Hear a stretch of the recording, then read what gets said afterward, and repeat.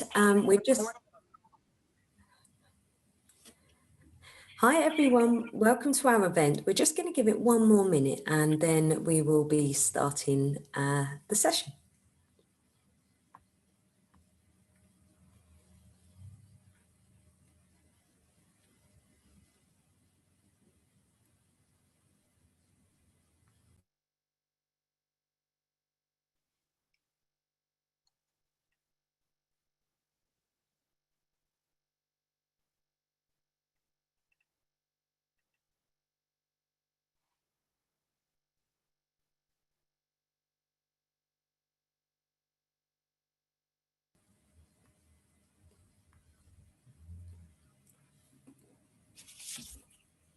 Thank you everyone for joining today. Welcome to our session, The Science of Performance and Wellbeing.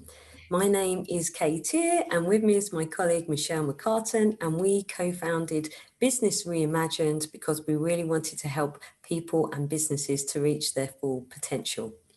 We're very pleased to see you all again. Some of you might have joined our last session, and don't worry if you didn't.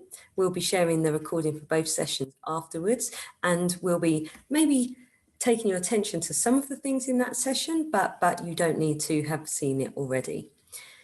So let's start with a little introduction about ourselves. Michelle and I, we both work as coaches and consultants and leaders for businesses in-house and also for consultancies, global consultancies around the world, helping people perform at their best. And Michelle's also a best-selling author in the field. So we wanted to start our own business to help people reach their full potential. Now, we know with the Diversity Project, a lot of you are involved in diversity and inclusion. And when we think about inclusion in this sense, it's really important to help everyone reach their full potential. And we know from the work that we do with organisations, that can sometimes be more seen as something at the leadership levels, which is great, but we want to help everyone reach their full potential. The way we work is we help people understand the universal mechanisms that connect us all. The way we work as humans is the same. And when we know that, when we truly understand that, then it gives us much more chance to have high inclusion because we've got more acceptance, we support each other, and of course that means we include each other as well. So just before we get started, Michelle's going to take us through our first topic. I just want to talk about a few housekeeping things. When you're watching the presentation, you're going to receive a recording, so please feel free to sit back and just take it in, the content. We really want you to listen for insight. You don't need to be taking notes, just experience it as we're sharing it with you. Feel free to ask questions in the chat as we go through. We're going to have a little bit of interaction. We've got a couple of polls and we've got a couple of sessions where we're going to be you can write in the chat function and share some of your ideas as well. So please join in with those activities that we have. Lastly, if you want to ask questions throughout the session, we're going to have a short amount of time, we think, for Q&A at the end. You can send me a question privately in the chat or on the group as well. So without further ado, thank you for joining us on a Friday afternoon, and I'm going to hand over to Michelle for our first topic. Thanks, Kay, and welcome everyone. It's great to be here with you guys. As Kay says, we really want to help people to feel their best and to perform their best. And that's not just when times are good, also when there are challenges. And coronavirus or the pandemic is one of those challenges that we've all been presented with over the last 18 months. You know, we've all experienced it in different ways. So to set the scene for looking at performance and well-being, we're going to start the session by looking at your experience of the Coronacoaster. Now, I wonder if you've heard that term. You know, ultimately, it's the highs, it's the lows, the ups and downs of the pandemic. So the person who coined the word described it as one day you're loving your bubble, going for long walks, baking cakes and pottering in the garden. The next, you're crying, eating ice cream out of the tub, and missing people you don't even like. So I wonder if anyone can relate to that. I'm sure there's something in there for all of us. But we're going to ask you as we start today to consider what your experience of the Coronacoaster has been like today. So above the line, where we can see the word Coronacoaster, I want us to pop the experience you'd call positive, and below the line, negative. So if you've got annotate mode, if you can access that on whatever you're viewing this on, just go to view, options, and then annotate. So you can pop in there whatever word above the line that describes a positive experience, and then below the word Coronacoaster, the words that describe maybe the negative experience. If you don't have access to the annotate mode, no problem. Just pop it in the chat for us. You can put maybe positive, so a plus sign, and a negative sign, so that we can see what your experiences have been like. And this really is going to set the scene. So I'll just give you a moment to jump on the chat or to pop up some feedback on the screen for us all to see. So we're getting into it already. We've got isolation. So definitely, you know, for many of us have felt, you know, as we've been isolated from other people, you know, we've really felt that sense of being on our own. So that's definitely been an experience that many of us have been able to have. Connection is a positive. Yeah, for some of us, we've not been isolated. We've been able to connect with other people that we wouldn't normally have been able to.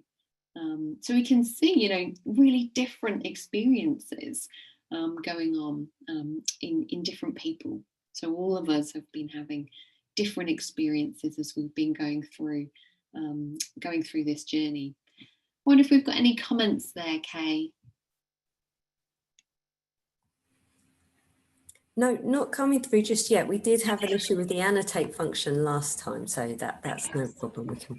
Okay, and we've got fear on there. So yeah, the what ifs, what might happen, how's it going to be, whether it be around health, whether it be loved ones, jobs. A lot of people have experienced this.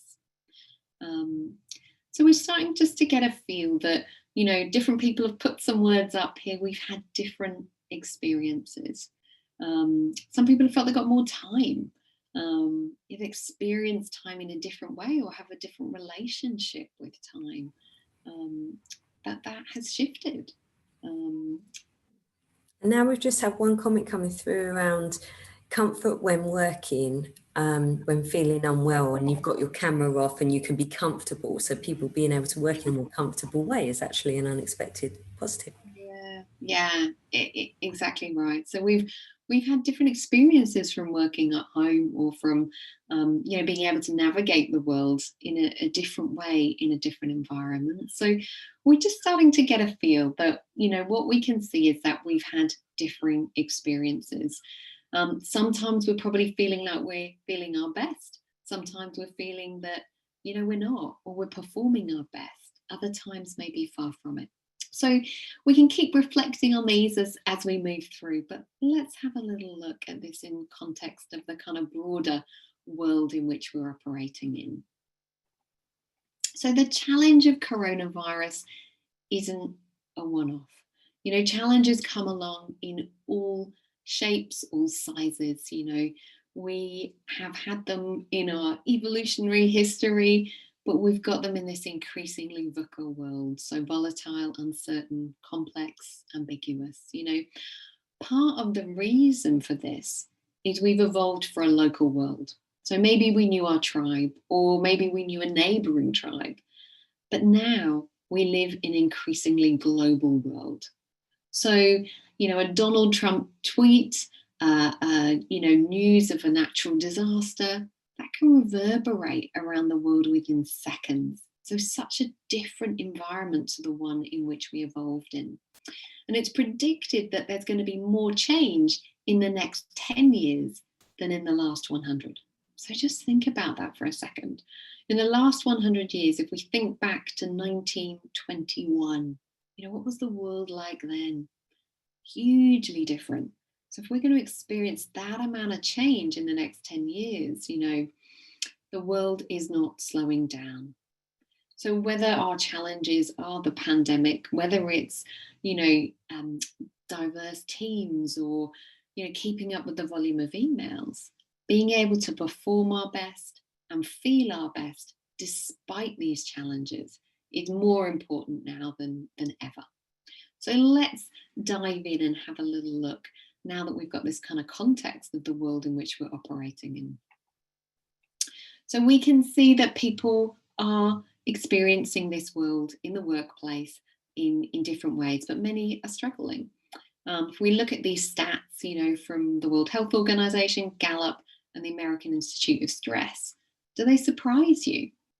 How do you see them in your worlds?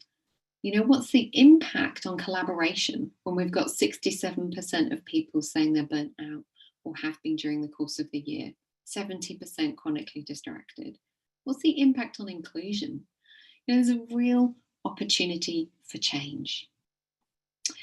The science shows us that we're biologically hardwired to tackle challenges, to do the impossible. We've evolved to do that. We've all been shaped by this kind of evolutionary history. So we've all got the same basic machinery. As Kay said, there's a universality to the design of the system. So we're not just talking about a special few, we're talking about all of us when we strip it back to the biology. We're the same. We've all been designed, we've all been rewarded by evolution to tackle challenges. But to overcome those challenges, we need to work with our biology, not against it. So to get us working with our biology, we've got to understand it. And that's really what we want to do today. So one incredible part of our biology is that we've got this inbuilt mechanism for flow, this optimal state where we feel our best and we perform our best. So maybe you know it as being in the zone or on fire. We touched upon it last time, but it's this state of relaxed high performance. So it feels effortless. Our performance, physical, mental, really surges and we feel great. And we're hardwired for it. So it's part of the system. And that's where we want to get more of the time when we think about tackling the challenges that are ahead of us. So last time we looked at how much flow you guys have got in your life at the moment. And we invited you to really think about this as you were going through your days. If you haven't seen the recording, if you weren't at the session, it's great to just dive in to get yourself a bit of a feel for where you're at right now. But ideally, we want to be split between these top two boxes. So flow and renewal, or we could call it recovery. A lot of us are spending a lot of our time in resistance and uninspired action, that kind of dog chasing its tail, not getting to the source of the problems, feeling pretty exhausted. So we want to kind of open the door a bit further today to dive into what flow really is. So why is it called flow, first of all? Well, flow describes how it makes us feel. Because every action, every decision flows from the next seamlessly. So what is it? Well, first of all, it's definable. It's definable because there are certain characteristics that show up in flow consistently. And we're going to have a look at those in a moment. It's measurable. It's measurable because it's definable. So there's lots of ways to measure it. And it's really helpful to track it because we know what gets measured gets managed, whether that's in work or out of work. And actually, Forbes recently came out to say that the flow state percentage, so the percentage of time we're in flow, is the #1 management metric of the future. And when you start to see the benefits of flow, hopefully you'll start to understand why it's so important to get a grasp of this in our organizations. It's also universal. So we've used that word a little bit today already. It turns up in anyone as long as certain conditions are met. So no matter our culture, our age, our personality, our sexual orientation, our social class, we all have access to it. And flow is fundamental to life satisfaction, and to well-being. So we're starting to get more of a feel for it. So what are those characteristics that turn up in flow? Well, here we turn to the research of Csikszentmihalyi, who's really the founder of flow research. And he did a massive study, and this has been backed up by many subsequently, but really looking at the times in people's lives when they feel their best and they perform their best. And this is what he found. So he found that the self disappears, which is fascinating. That inner critic, that voice of self-doubt is really silenced. We know how powerful an impact that can have on how we feel and how we perform. And when it's dialed up, the negative impact it can have. So another characteristic, time dilation. So time either slows down and we get a freeze frame effect, or it speeds up. And 5 hours pass by in 5 minutes. We've been just, mesmerized by what we're doing. So the past and the future disappear, and we're really plunged into this kind of state of ultimate mindfulness without having to practice doing mindfulness. We've got intense concentration. We're going to look at that a bit today. We're really engaged in what we're doing. We're absorbed in the here and the now. It feels effortless. So there's an ease that you wouldn't normally have. It's a bit like that kind of heavy lifting is being done for you. And it's amazing to watch in other people. And then we've got richness. So we've got this ability to process a lot more information than we normally would. So we get a much broader perspective on things rather than very narrow. And finally, it's intrinsically rewarding. So you enjoy doing what you're doing, not because of what you get further down the road as a bonus or a reward, but we're actually performing at our fullest capacity. And when that happens, the experience is really its own reward, and we want more of it. So we start to get a feel for these characteristics that show up. Flow is a spectrum. So we might have micro states of flow, where we've got a few of these, or macro states where they all show up. So now we've talked about what flow is, I want us just to really think for ourselves about in our own lives when we've experienced flow. And it can be really helpful to think back to when we were young, because when we were kids, we often spent a huge amount of our time in flow. So I want you to rack your brains and think back to your younger self. When do you remember being deeply in flow? So what activity as a child drove you deeply into flow? What were you doing? So pop it in the chat box or up and annotate mode. And let's just cast our mind back to when we were young. What was it that got us into flow? That time, disappeared, ourselves disappeared. We felt deeply engaged in the here and the now, doing what we're doing. Whilst you guys pop your comments in the chat and on the screen, I'll share with you what mine was. Mine was writing. So I would have, as my mum would say, hundreds of bits of paper and notebooks, all around the house. And, I absolutely loved writing. I was completely lost in it. And at the age of 16, after kind of doing English up to my GCSEs, I then lost it. I gave it up. And we often find that we give up as we get older, give up some of these activities. Maybe we put down the surfboard, we put down the walks in nature, all these different activities. But really we're missing a trick, because more flow in our lives creates more flow again. So flow builds flow. But it doesn't just build it while we're doing the activity, it builds it after the activity as well.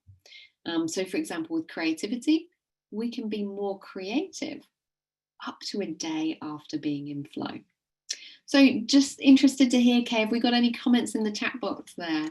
Yeah, a few comments coming through now. So we've got climbing trees and playing in the field. So that's that sense of freedom that you have when you're a child, which we so often don't have because of the responsibilities of work and caring that we often get, and especially for women that were on the call.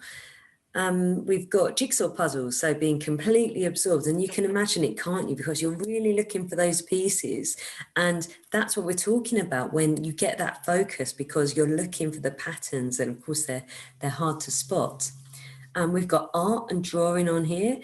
Spending school holidays with family at the beach, so freedom and happiness, and that's an interesting one as well. That involves people. I mean, for me myself, I'm an identical twin, so I don't really have a lot of experiences being on my own until I'm about 18. So for me, it was always with other people. So really interesting to see that last comment. And for me, it was creatively playing with My Little Pony, and me and my twin sister would have all these complex stories that we would play for hours and hours and for days and days. You know, the stories would just continue. Fantastic. So hopefully we all know what we're talking about now and we can all relate to it. I'd certainly invite you guys, if you have given up those activities, to try and build them into your life, because they really can fuel flow in your life, in your week, if you were to engage in them regularly. So we know what we're talking about now. So let's have a look what's going on in the brain. This is a little bit about the science, I guess. So surprisingly, we're using less of our brain in flow, not more. So the opposite of what scientists thought. And the technical term for this is transient hyperfrontality. So that means temporary, which is the transient. Hypo means to slow down or to deactivate. And frontality is the prefrontal cortex, so the front part of the brain. So this part is, really going offline when we're in flow, which is incredible. You think we need more of that when we're in this incredible place. But actually, if we just give you an example, in the sense of self, it's a product of a range of areas of this prefrontal cortex. So when the self goes away, when the prefrontal cortex deactivates, that's when that self-doubt voice, that inner critic goes away. So risk-taking goes up. Creativity increases. We experience it as a sense of liberation and freedom. So we can really see from a neuroanatomical perspective how these things are coming about. And flow combines 9 of the most potent neurochemicals that the brain can produce. And at each stage of the kind of flow cycle, we've got different neurochemistry going on. But as an example, norepinephrine, it gives us excitement and alertness. So it brings us that intense concentration in the here and the now. Whereas dopamine increases our ability to focus and it rewards us. So it's basically the brain telling us, you're onto something, keep paying attention.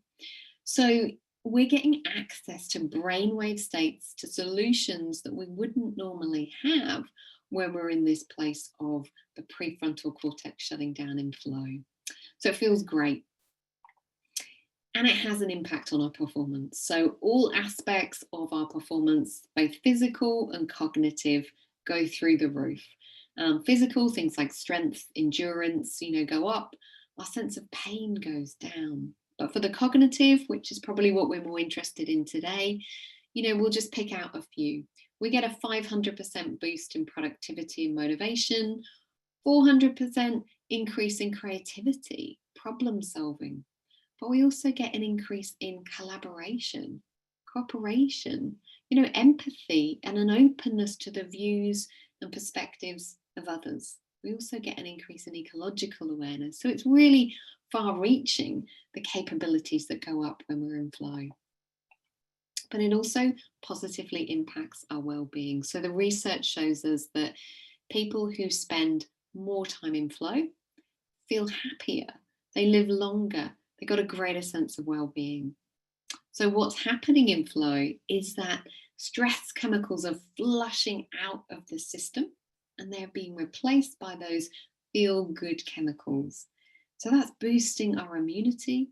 So healing goes up, the likelihood of infection goes down. So we can see the power that this has, both in the moment when we're experiencing it, but also in the longer term physiologically. So huge boost to our well-being.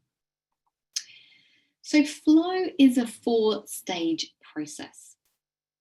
It can't exist on its own. So you can see here, we start at struggle, release, flow, and recovery. And this was mapped out by Harvard researcher Herb Benson, has been tested, many, many times. But we need to go through all these stages. And when we get familiar with it, which is what we do in our Mastering Flow series, we help people to understand the cycle and to use it a bit like a map, so they really understand where they're at in the cycle, what triggers, what approaches they can use to get them to spend more time in flow and less time in the other stages of the cycle. So we don't have time today to go through all the stages of the cycle. But last time we looked at one of the top 5 blockers of flow, which was state of mind. So if you haven't seen that session, great to go and have a little look at that one. But we're going to look at another one today. We're going to look at chronic distraction. So that was one of the things that came up in the stats from Gallup and the World Health Organization, our lack of focus. So to get into flow, we need to be here and now with our focus, really locked onto what's going on. Focus is a precursor to flow. So let's have a look at focus in your lives. So to start us off, what's currently stopping you from focusing?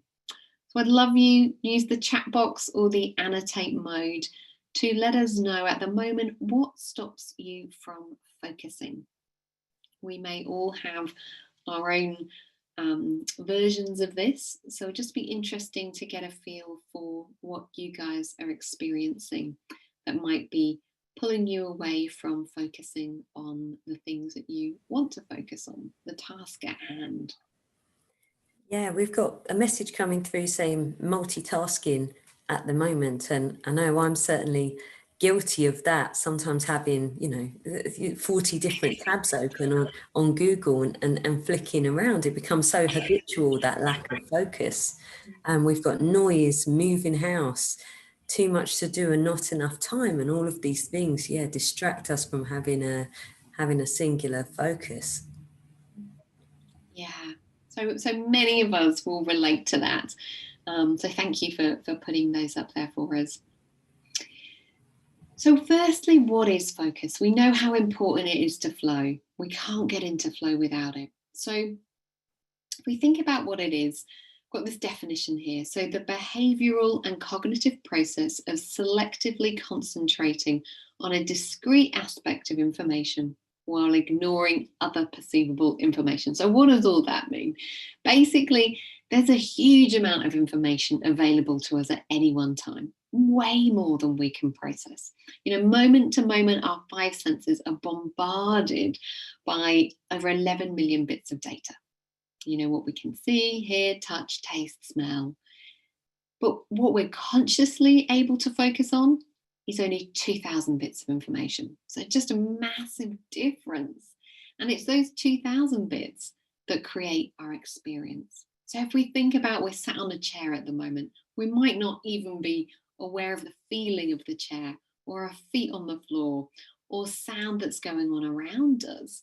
You only experience those things that you're focusing on. So we can see that our focus determines our experience, which determines the quality of our life.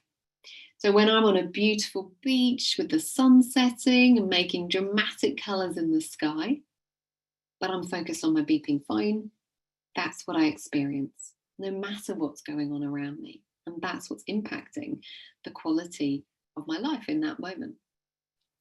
So how does focus happen? Like what drives it? So we've got 2 types of focus. And this is research from UCFS and researcher Adam Ghazali. So, we've got this bottom up form of attention. So, this is our most ancient, most evolved kind of attention that we've developed over history. It's a survival mechanism, really. So it makes sense to pay attention to novelty in our environment because it might have an impact on your survival. So novelty could mean something good. It could mean food. It could mean water. It could mean a mate. Or it could be bad news. It could be a threat. It could be an enemy. It could be danger. So our biology is trying to keep us safe. It's trying to keep us alive and surviving. So it actually rewards us with dopamine, so a neurochemical, to motivate us to pay attention to novelty in our environment. So that's super helpful. So, for our prehistoric ancestors, if they were, busy setting up camp, lighting a fire to cook their evening meal, and there was a saber-toothed tiger coming up behind them, we want to notice the novelty in the environment. So that's why we're rewarded for it. But we've also got another form of attention, and that's top down. So that's where we're driven by our goals. So I'm going to direct my attention over here on this thing that I've decided is important. So everything that we create in the world, everything that we achieve wouldn't happen without this form of attention. So we can see these two types, bottom up, top down, excuse me, are in conflict for our attention. We can override this bottom up reflective by this top down. And that's really good to know. We're not slaves to our environment, but it's really important then that we are able to be clear on where we want to put our attention, what's important for us, so we don't get bombarded by this busy environment that we live in. So one of the really important things that impacts that top-down focus is our cognitive load. And we talked a little bit about this last time. So there's a limit on the amount of information you can carry in your mind at any one time, and that's your cognitive capacity. If I want to focus on something, I've got to have some free cognitive capacity to enable me to do that. So it's a bit like the RAM of a computer. If I'm full up, I don't have any RAM left, then I can't process. So if you're trying to hold a lot of things in your head, I don't know if any of you do this, lists, to-dos, processes, systems, emails you've got to respond to, calls you've got to make, things you've got to buy. Anyone else do that? It loads up our cognitive capacity. It gets full up and full up and full up. So we've not got as much capacity left to focus. So we don't have that higher state of mind that we were talking about last time. We drop to a lower state of mind where mind's full. Anyone notice this? When you've got lots of things spinning on your head, it's harder to focus, it's harder to make progress. But conversely, when we lower the cognitive load, we increase our capacity to focus on our goals and we can get into flow. So it's really important to kind of see how this incredible system we've got works. And what's the benefit of it? What can we do with this focus? So our focus is really the driver of our time and our energy. When we point them in one direction, this singular focus towards a goal, we get powerful results. You can see that here on the right. So our cognition is concentrated. We don't get wasted time or energy. We get into flow. We get further faster. It feels good and we're rewarded for it. So that's how we're designed to work. But when we've got that scattered focus that we can see on the left-hand side, we're wasting our time, energy, and attention. So our cognition is fragmented, pulled in lots of directions. We don't get very far and it doesn't feel great. There's no sign of flow. It's really an inefficient kind of suboptimum way of working. And it really adds to that cognitive load. So we get less focused, more distracted, more taken away from our goals. And we don't get those reward chemicals. So Kay is going to pop up a poll for us. I'm going to ask you just to reflect on what percentage of the time that you spend in this singular focus. So that right-hand side. Perfect. So you should be able to see the poll coming up now. So what percentage of your day do you spend with a singular focus? Options are 0 to 10%, 10 to 25%, 25 to 50%, 50 to 75%, and 75 to 100%. Now, there's no right or wrong. This is just the check-in to start to build that awareness, because all development, all change starts with awareness. Until we're aware, we don't even know what we want to alter. So we've just got the last couple of people who are coming into the polls now, and a bit of a mix coming through. I'm just going to give it a few more seconds and then we will see the results. So here we go with the results. So we've got, for most people, spending 0 to 10% of their time with a singular focus. And that is so common with the groups that we're seeing. You know, we live in a world where we're distracted, and the things are designed to distract us. Notifications being a really obvious one on phones, on emails, the little dings coming through, the flashing up. And then we've got quite a few people, 10 to 25%, so managing to carve a little bit of time. A couple of people, 25 to 50, and one person, 50 to 75%. So brilliant, good effort, whoever that person is. Fantastic, thanks, Kay. So we've got a bit of a feel for where we're at the moment, and we want to move the needle. We know that it's hard in today's online world that's fighting for our attention. You know, technology can be an amazing thing. But our brains, these ancient brains that we've got, they're not designed to work in the way that we're interacting with technology at the moment. You know, that we're interacting with all this information and noise, and it's placing an incredible challenge on our brains, and having far-reaching impact. So whether that's our relationships, you know, our performance, our well-being, our sleep, our quality of life. And technology is not slowing down. We're increasingly in this always on world, you know, this fragmentation of our concentration, you know, really feels norm. You know, for most of us, we can't even imagine, you know, not being contactable all the time. So even though it's normal, it's not natural, and it's really eroded our ability to concentrate. You know, we've evolved in environments with long periods of no novelty. But today there's so much novelty, our brains aren't able to cope with it. So we're constantly challenging them, and the cognitive load's really high. So we're in this kind of hyper aroused, hyper alert state, scanning the environment for stimuli, not really giving deep attention to anything. And this quote to me really sort of sums it up. You know, it results in us, you know, not being able to perform deep and transformative work. The work that we really need right now, the work of flow. Because right now, with all the complexity, all the change, all the uncertainty, this is what we need in order to survive individually, to thrive individually, and thrive as a species. So we're going to take one technological tool, the mobile phone. Now, I'm assuming you guys have all got one. Apparently, there's more mobile phones in the world than there are toilets, which is a staggering kind of fact. But I just want to see your experience. So we're just going to launch a little poll for you around our mobile phone usage. Perfect. So I've just put that up on the screens for everyone. How often do you check your phone within 10 minutes of waking? So again, no right or wrong. Michelle and I, we differ a little bit on this as well, and we'll tell you a bit about that when we talk about it. But the options are daily, 2 to 3 times a week, occasionally, and never. Okay, so we're getting towards the end of the polling now. Thank you to everyone for following that, and I'm going to wrap up.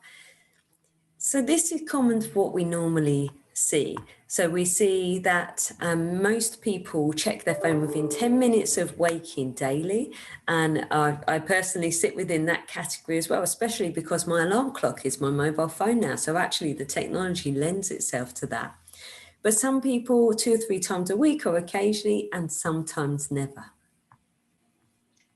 So really interesting. As Kay said, no right or wrong. But what we get to see is that, you know, when we have a busy mind, when we've got more information having to be processed in our mind, our cognitive load goes up and our focus goes down. And we've got an amazing opportunity at the beginning of the day with a kind of pristine mind to be able to use that focus to really get us into flow. So something for us to consider.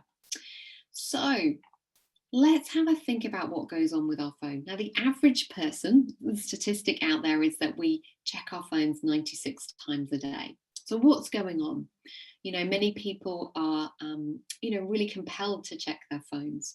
So when you check your phone, you pick up your phone, you get dopamine as a reward. You know, there's some new information on there. So that's our reward for scanning our environment for novelty. It makes us feel happy, but it doesn't take long for the dopamine to wear off.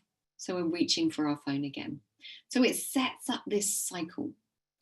And when that happens, our dopamine receptors are being stimulated really frequently. And over time, we're becoming desensitized to dopamine. So it takes a much bigger amount of novelty in our environment to get the same dopamine effect. So we keep reaching for it more and more. So in the past, people told stories around the fire or sung songs around the fire or listened to the radio.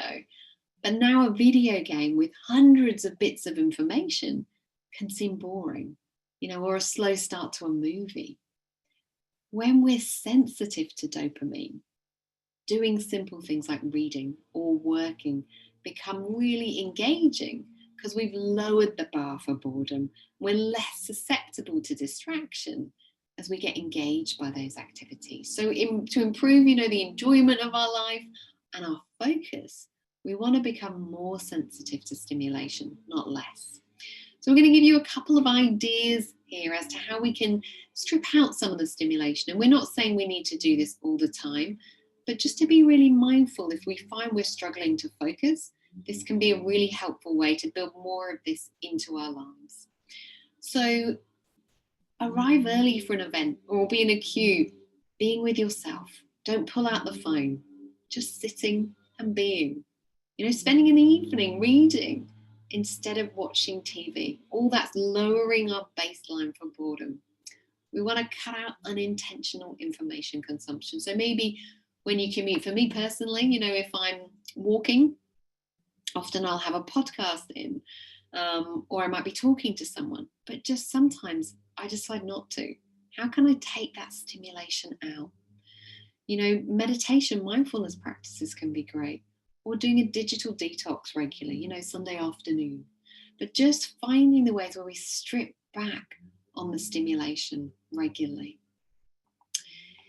We can also create blocks of time at the beginning of the day to do focus work. Now, this is when our cognitive load is at its lowest.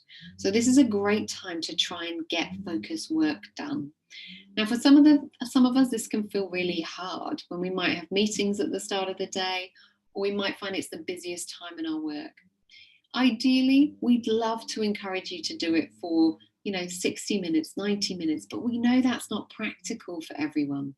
So building in 10 minutes, before we jump on the email, before we jump in a meeting, and really developing that ferocious commitment to unitasking. So when we're in that container for focus, getting the job done, really being able to access flow, we want to be doing just what we're doing, not multitasking, because multitasking costs the brain significantly. We're asking the brain to switch from one thing to another. That costs a lot of energy. It's expensive energetically, and it prevents us from focusing. So we want to prioritize deep thinking over fast thinking. And then after those 90 minutes, 60 minutes, 90 minutes where we do focus work, we need to take breaks. So we could have breaks that are things that maybe we might see in the office, people jumping on email or texting or, consuming some news, but they're all adding to our cognitive load. So they're stimulating. What we want to be doing in our breaks is reducing our cognitive load. So aiming to bore ourselves, which doesn't sound like a lot of fun, but is going to have a whole lot of benefit. And we only need to do this for a few minutes. So it might be stretching in our chairs. It might be having a drink, but just having a drink. It might be going for a short walk or, just focusing on our breathing. But it really has an impact on our cognitive load, refreshes us so we can come back for a next bout of focused work in flow. Now, we wanted to address emails because emails is one of the big things that come up for people when they talk about struggling with focus. So the average person gets 120 emails per day. I don't know where you fit in the scale of those, but many of us live in our inbox. Many of us are breaking our attention from the task at hand with that bing, of a new email, the notification that comes in. One of my clients told me the other day, they're notified in 4 different places that they've got a new email. So how much does that pull their focus away from what they're doing? So are you an email worshipper?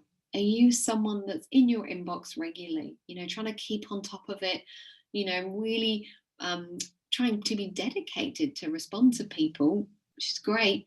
But how much is it really raising your cognitive load and preventing you from getting into flow, leaving you feeling distracted, overwhelmed, and in that kind of struggle, exhausted place? Or how many of you are more towards the flow worshipper side? So, not having to be in our inbox all the time, focusing and prioritizing deep work, using email as a tool when it makes sense, but really prizing the important and meaningful. So we want to give you a couple of thoughts as to what you might consider for managing your messages, because it is a challenge for all of us in today's day and age. So one idea, keep your inboxes as lean as possible. Many of us have got inboxes on our emails, but we've also got WhatsApp or social media apps or other places where we get messages. How many do we need? The more we have, the more our load. So turn off when you're working. I've had a client who said to me, "What, you can turn emails off?" You can, on average, people are checking their emails every 6 minutes. We can't get work done in a focused manner. So we want to turn off our email when we're not doing email. So scheduling time to do our email is really helpful. So we don't end up, grazing all day in our inbox, but we batch it. Maybe it's once a day, twice a day. You scan it for time-sensitive emails and action them, but do a full clearance maybe once or twice a week or 3 times, whatever makes sense in your role. Build good storage systems so you don't have to keep trailing through your messages all the time, so you only handle them once. Turning off those notifications so you don't get distracted by them. Using systems like Unroll Me. So you can pop onto that website, unrollme.com, and see how many sort of email newsletters or communications you're signed up for, and be able to come off of them if you feel they no longer serve you.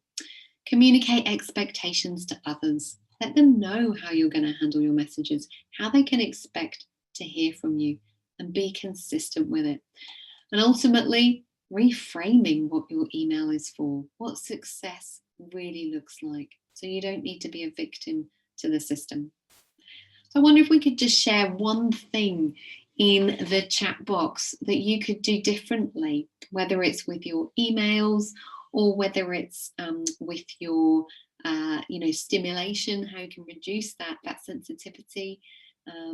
What could that be for you? So I'd love to just hear. It might be something you've heard on here, or maybe it's something that you've heard you'd like to try elsewhere. It'd be lovely to hear your thoughts, so that we've got an idea of sharing some of these great practices around dealing with your distraction from technology. So if you can pop your comments in the chat box, then Kay can let us know what we've got. Sure, and I can just share an example as I've been trying more with the focus to have periods where I have 60 minutes. And for someone that, lives in this chronically distracted world, as we all do, that at first seemed really alien, to just focus on a task for 60 minutes, to turn off the phone, not have the notifications. But very quickly, you get used to having that time and the space to focus on something. So even if you do it as an experiment and see how it goes and just notice what happens for you, then yeah, that's something that certainly I would recommend. It only needs to be, as we say, really small steps to start with. So I had a client that said, I can only manage 5 minutes, so we did 5 minutes.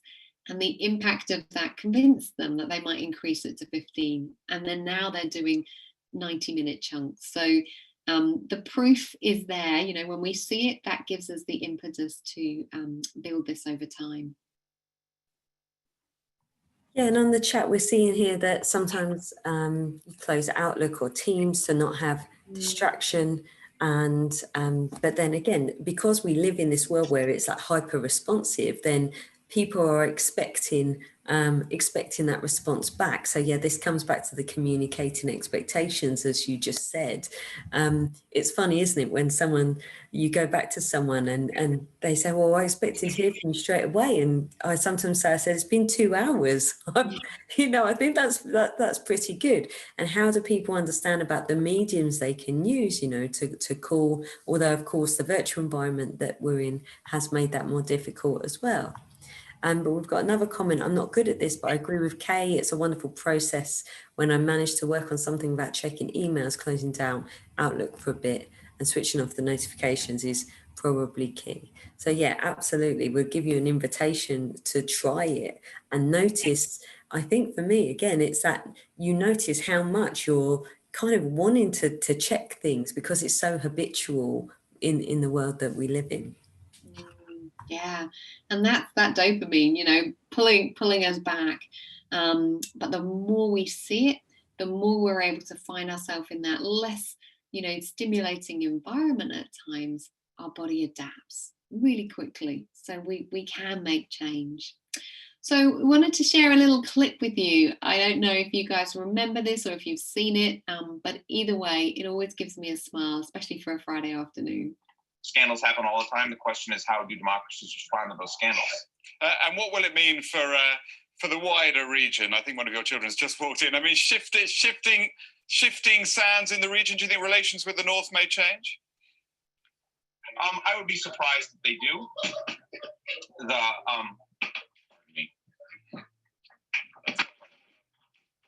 My apologies.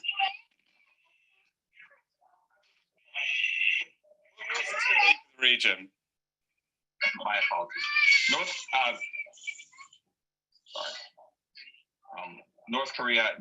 South Korea's policy choices on North Korea have been severely limited in the last 6 months to a year.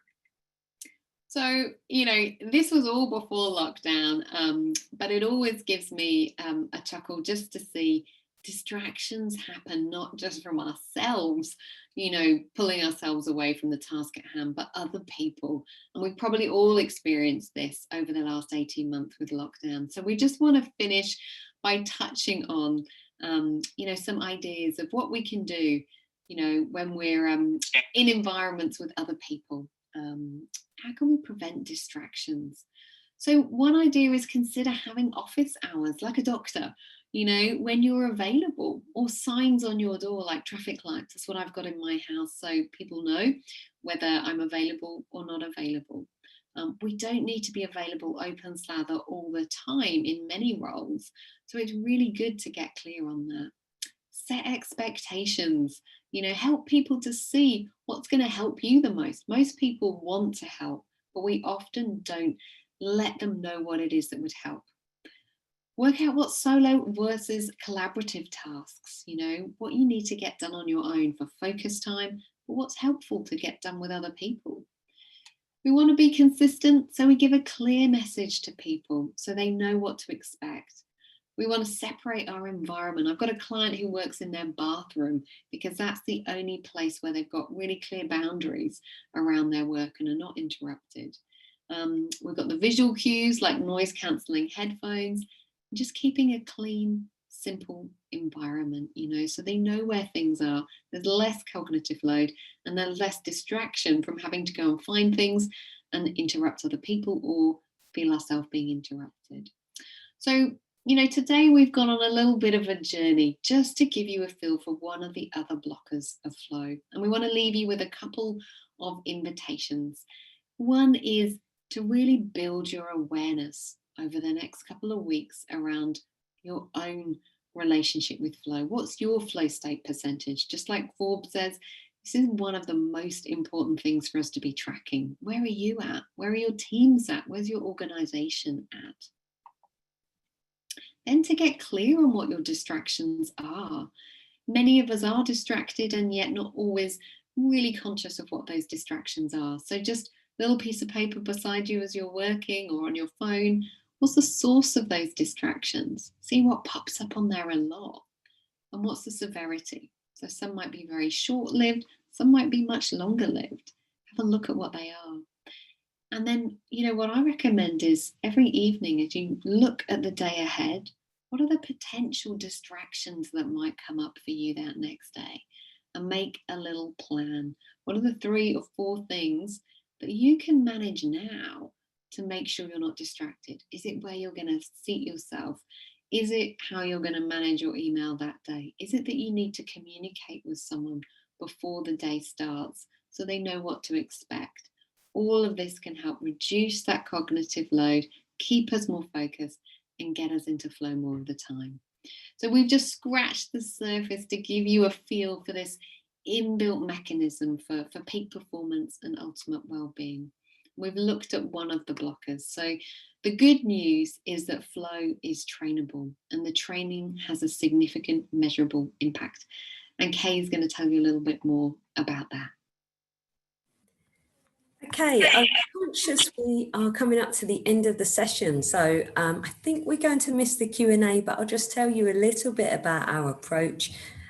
We really take the science of performance and the science of well-being and combine them.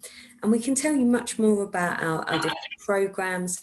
We'll be sending a follow-up to everyone, and we'll even talk to the Diversity Project about some more activities that are more specifically around inclusion as well. So please do feel free to reach out. You've seen the style of how we work now, and we can really work to create programs within lots of different areas. The main thing that we focus on in all our programs is that although skills and techniques are crucial, it's mental clarity that is the deciding factor in our own performance. And it's mental clarity that's the deciding factor as well when it comes to inclusion projects as well. So there's lots of different kind of programs that we run. If I think more about inclusion, as I said at the start, we often find that development can sometimes not be that inclusive because it's disproportionate to different levels within the organization. But we work a lot with women in leadership programs as well, and really helping different audiences to think about how we're all the same, and in that way we can really help programs to feel really inclusive, help people understand how we're similar and not different, and ultimately move forward in really productive ways and healthy well-being ways. There's a little overview of our peak performance program. Really, the way we like to work is within small group coaching sessions and one-to-one coaching.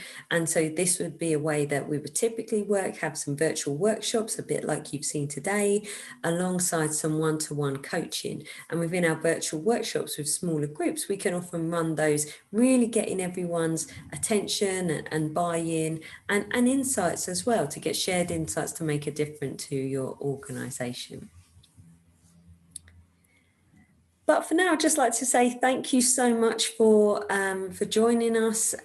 This is part of a little glimpse at our Master in Flow series, which is something we have got a webinar coming up. I'll put the details on that in case there's people in your organisation who are really interested in helping everyone achieve more when it comes to both their performance and their well-being. We believe everyone can fulfil their full potential, when they understand how the system works.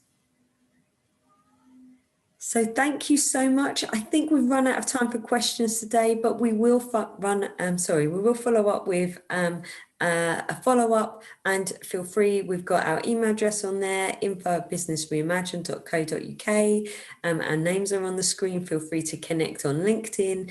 Very happy to answer any questions privately or have a separate call. So for now, 5 o'clock on the Friday, enjoy your weekends. Thank you so much for taking the time to be with us. We really appreciate it. Thanks, everybody.